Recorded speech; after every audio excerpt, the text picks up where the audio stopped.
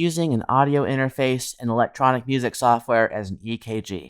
An audio interface's job is basically to convert back and forth between analog audio signals and digital audio data that encodes those signals as numbers corresponding to waves that ultimately reflect relative voltage between two fixed points. This isn't that far off from how an EKG works, by collecting an analog electronic signal at a low voltage and variable frequency coming from your very own natural circuitry. So to make the EKG, you need a Focusrite interface, EKG pads, an EKG lead ending in a 3.5mm jack, and something that you should never trust your friend with. Now it's time to snap the pads onto the leads, then arrange the leads like so, and when all is said and done, hook yourself into the wonderful world of digital audio electronics.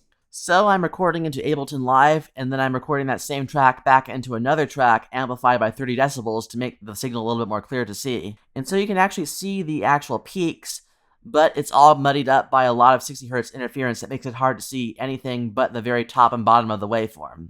Professional EKGs contain circuitry to filter out that 60 Hz interference from power lines, but we can also do this using software. I'm using iZotope's RX10 to remove all the hum and buzz so that all we're left with is a clean signal. And right now you can actually see the bouncing on the little gain meter. So when we're recording, there still is some interference, but most of it's gone. Now we have a much cleaner signal, and while it's not perfect, it does do a good job of removing most of the interference.